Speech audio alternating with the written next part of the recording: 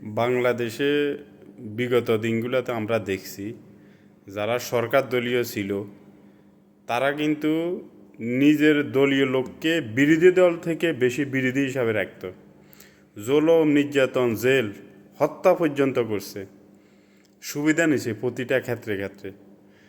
এখন যখন দল নাই, তারা টাকা পয়সা আগেই লুটপাট করে নিছে, লগে কিছু লই গেছে। এখন তারা সাধু যায় আর ওইখান থেকে বিদেশ থেকে খোঁচা মারে যে এইটা করিয়েলান, এইটা করিয়েলান। আমরা দেশ ছেড়ছেন কিলে। যারা বিরোধী ছিল নিজের দলের লোকের বিরোধী দল হিসাবে রাখছেন, বিরোধী হিসাবে রাখছেন, তারা দেশে ঠিকই আছে। আপনারা কইলে আইয়েন, দেশে আইয়েন। যে যেগুলা দেশে আছে এগুলার মানে মায়ের আরও খাইবা আপনারা বুদ্ধি করেন, মানে সেখান থেকে উস্কান খোঁচা মারেন। তবে যারা দেশে যে আছেন সেগো কথা কান দিয়ে না, আমরা আপনাকে বিবেক দিয়ে কাম করেন। এবং যারা বিগত দিনগুলোতে বিরোধী দল ছিলেন তারা কিন্তু যেগুলা করতে আছেন এগুলা ঠিক না। দলের জন্য করেন, দেশের জন্য করেন, রাজনীতি সুশৃঙ্খল করেন, এটা সবচেয়ে উত্তম।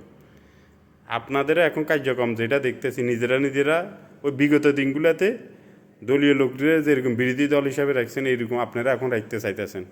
গদি এখনও ফানি পাওয়ার আশা আছে। সঠিকভাবে আসেন, দেশকে ভালোবাসেন, দশকে ভালোবাসেন আর জনগণকে ভালোবাসেন, এটাই সবচেয়ে উত্তম।